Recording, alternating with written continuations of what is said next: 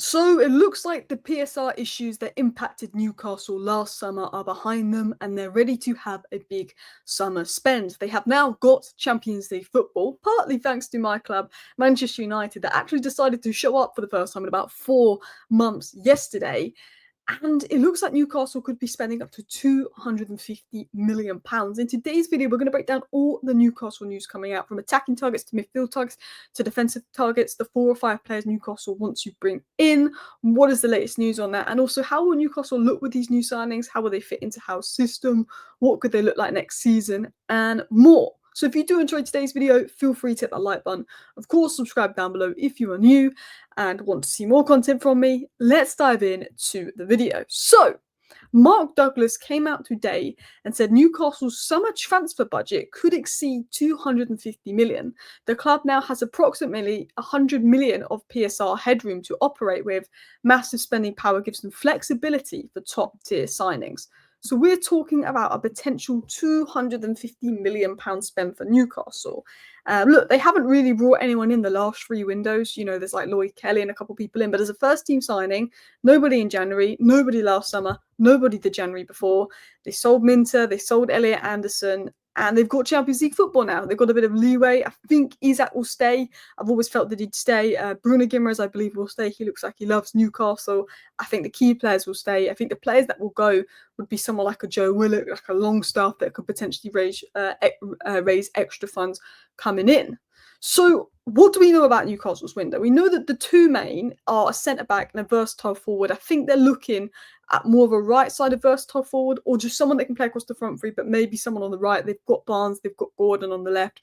I think they're looking at an Mbeumo type player that can play centre-forward, back up to Isak, play right wing and centre-back. They seem to be the two priorities. And midfielders on the list, I think, with Longstaff and Willock going. There's links to Jacob Ramsey. There was links to that player at Coventry as well.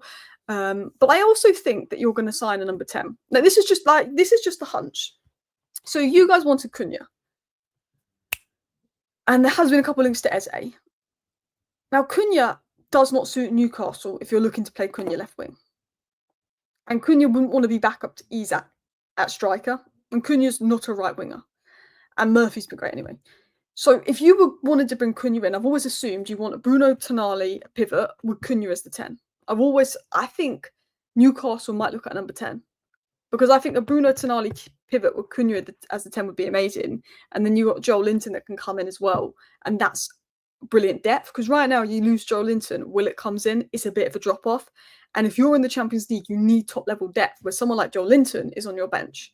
Like having like Joel Linton on your bench, having Dan Burn on your bench is good level depth. Do you know what I mean? Goalkeepers obviously being explored. Joan Garcia, James Trafford have been the most linked. Joan Garcia apparently wants to move to the Premier League, say credible sources. Wilson replacement if he leaves, he could be offered a new deal. I think you need to move on from Wilson. I think he looks washed. Like, I feel like he's been a good striker, but this season when he's come on, and then Isak, Bruno G expected to stay. So Mark Douglas, who is a good outlet when it comes to Newcastle news, has said this. Eddie Howe's preferred domestic targets for the summer include Brian Mbeumo, Sambuani, and Semenyo. He's also heavily linked them to Guehi in the past, who I believe is still a target. I think Chelsea might have interest in Guehi. And then he's recently linked them to Joao Pedro and Jacob Ramsey. Everybody's linked Jacob Ramsey to Newcastle lately. So Newcastle like one of them, Mbeumo or Semenyo. They like Sambrani, who I think, Huijsen's got all the hype, but he's been honestly just as good as Huijsen.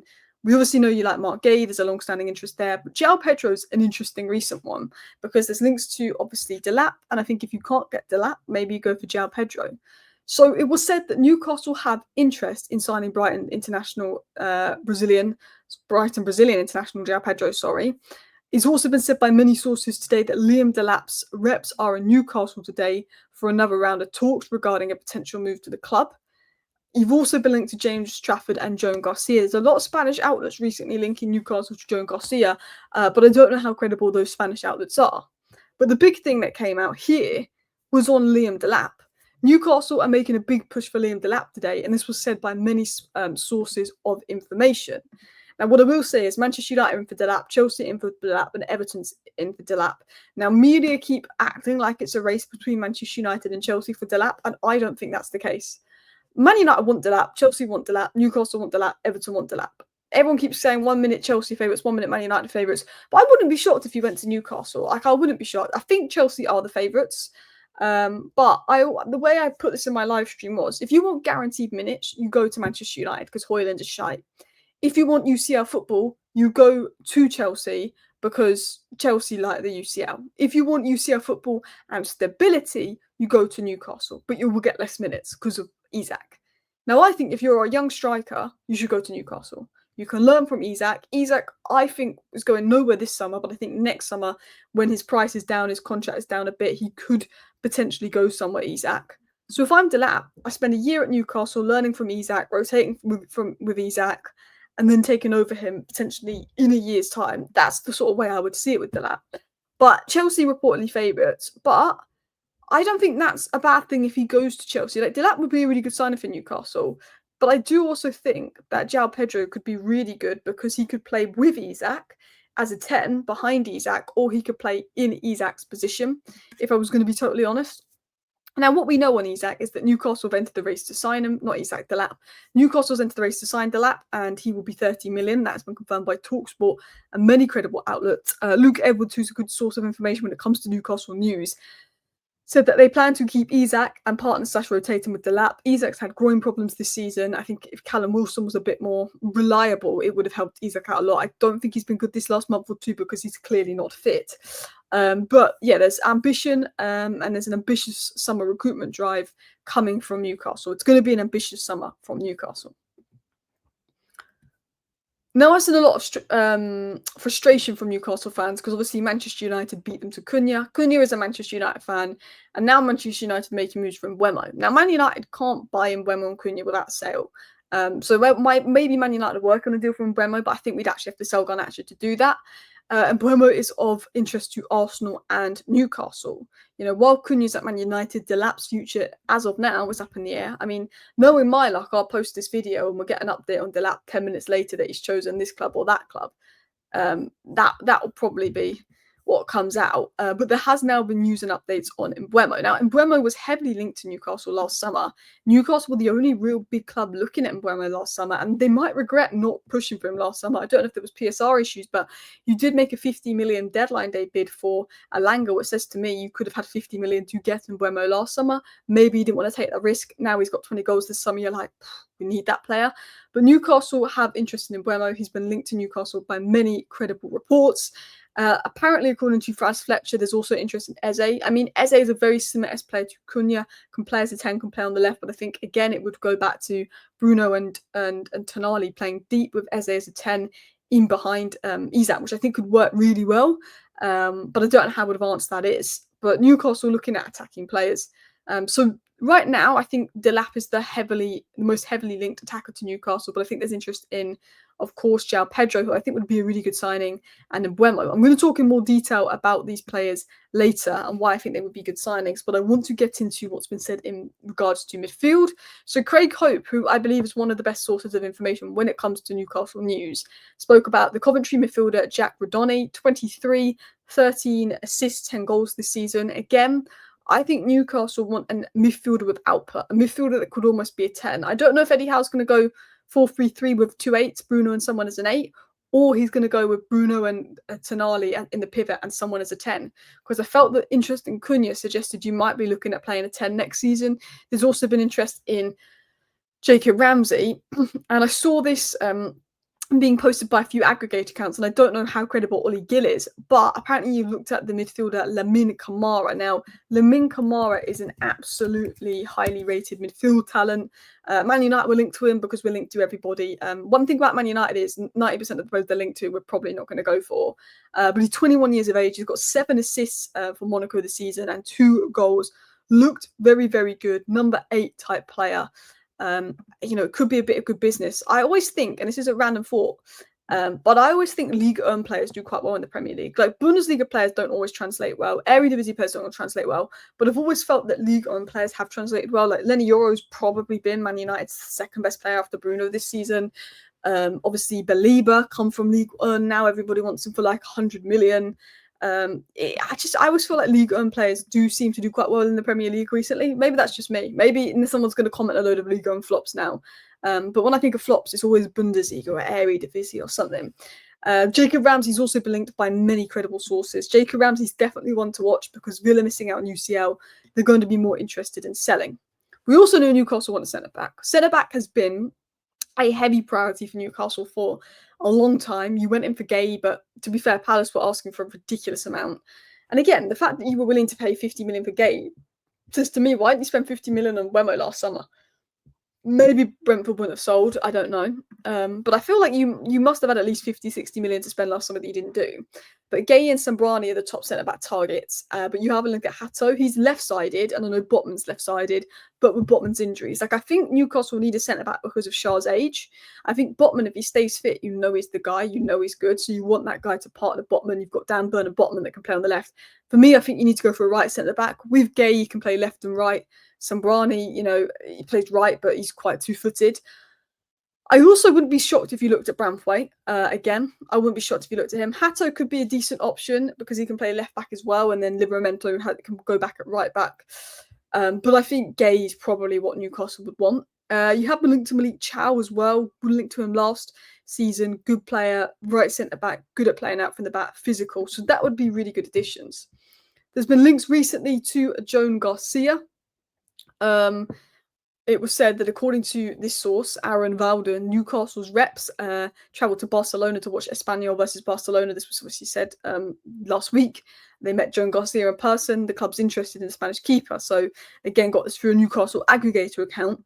I don't know how credible the source of information is, but you have been linked to Joan Garcia. You were very strongly linked to James Trafford to the point that it was believed you were going to sign James Trafford last summer and you didn't. So I still feel like James Trafford is who you might get, but I think Joan Garcia is considerably better than James Trafford. And it looks like you're targeting, I can't count, 5 key positions. It says 4 there, but I clearly can't count. Right winger, I think Mbeumo Semenyo is what you're looking at. Centre back, Guehi Sembrani is what you're looking at. I think Guehi is maybe more realistic now because Bournemouth are just going to get raided this summer. And they've already lost Huijsen. You're looking at a versatile creative midfielder. So there's Jacob Ramsey links there. You maybe look at Eze. You might be looking at the Forest guy. But even if you're looking at maybe a number 10, Joao Pedro, you're clearly looking at a goalkeeper and someone that could be back up to Isak. But there's talk of Callum Wilson staying. Now, I think if you get Mbeumo, he ticks right winger and Isak back up off. And then you can just go for centre-back, creative midfielder, goalkeeper. I think you do want a creative midfielder. I wouldn't be surprised if you signed 2 midfielders for depth. One more box-to-box, one more attacking-minded one, just for depth going into the Champions League next season. Because, Willock's not really been it. Longstaff isn't good enough. Miley's a great talent. I've always questioned if he might go out on loan. I'm not sure. I think he's a great talent. So this would be my prediction. I mean, this isn't who I'd get, but this would be my prediction. Trafford, Guehi, Ramsey, Mbeumo, and one of Delap or Pedro is probably what you want. Now, I'm going to assume Delap goes to Chelsea, but I wouldn't be shocked if he went to Newcastle. But I think media is just trying to guess Chelsea, Man United, Chelsea, Man United. I don't think the media know anything. I don't think Delap's made a decision. So I'm going to go Joao Pedro. I think it would work well. I'm going to go Mbeumo. I think you could get him. I don't think it's as advanced to Man United as media is saying. Ramsey looks on, Guehi, James Trafford. I feel like that's what you could do this summer. And I think that would be a very good summer. There is question marks around James Trafford. He's not as good as Joan Garcia, but he is good with his feet. And I think you want an improvement on... I think Nick Pope's a good shot stopper, but there's liabilities with his feet. Now, I think if you get Delap, it's very good. He's had his breakout season this season. I think he's got 12 goals or 13 goals in the league. And it's just young depth as a striker. I think you could learn from Isak. And I think for Delap, as a Man United fan, I'd be happy if Man United signed him, but I would worry for Delap because I just think the environment and pressure at Man United, you're going to be the main guy because Højlund's shite. Whereas at Newcastle, you're in the UCL, you're still going to get significant amount of minutes because of Isak and stuff, and they're going to be rotating. But you get to learn from Isak, and there's not that crazy precious environment where you can be moulded in. I think it would be a really good move for Delap.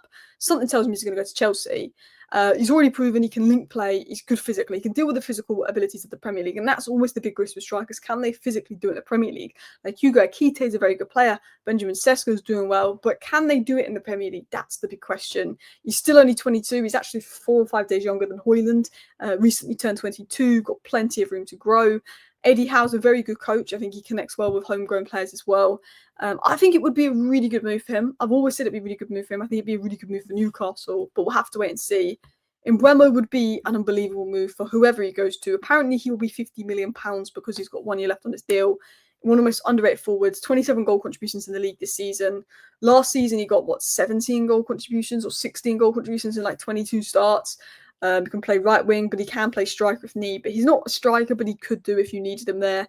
But he's, pressing, high energy. Eddie Howe has one of the hardest working teams in the league. His distance covered is good. Obviously, he's got the good final third quality. He could play left wing if you needed him, but you've got Barnes there if Gordon dips in form. He can really push Jacob Murphy. He's had a brilliant season on the right. He's Premier League proven, entering his prime. Like, he's going to improve that Newcastle front line. As good as Jacob Murphy is, and as good of a season he's had, imagine having Jacob Murphy on your bench, Dan Burn on your bench, and Joelinton on your bench. And they're 3 players in your best starting 11. All of a sudden, you get a centre-back injury where you've got Dan Burn, it's fine. You've got a right-wing injury where you've got Jacob Murphy, it's fine. You've got a midfield injury, you've got Joelinton, it's fine. You don't want to be in a situation where you've got a midfield injury and you're looking at Willock or you're looking at Longstaff. You've got an attacking injury, Callum Wilson. You've got a defensive injury. Who is it? Who even plays? Who even is it? I mean, to be fair, you've got Botman, Shaw, but you've got 3 good centre-backs, but you want a 4th good one. Is Lascelles leaving? Is Lascelles leaving? I don't know. But he's experienced, he's Premier League proven again. And I think Premier League proven is so underrated. Obviously, Mark Guehi would be a fantastic addition. I feel like you could get him. Again, contract getting lower. I think he'll go this summer. Can play next to Botman, could play instead of Botman because of his injuries. Could play with Dan Burn, could play with Shaw, could play with Botman. He's a leader. He's excellent on the ball. He's a good age. Comfortable playing the high line. I think for England, he was way better than John Stones in the Euros. He's English. He's experienced. He's already a leader for Palace. He just feels like a ready-made upgrade. He got the composure, good injury record. Clearly was playing for Newcastle last season because every time he played Newcastle, he was helping them out. But yeah, he's a strong box defender, strong leader. And I think that's something that Newcastle could look at.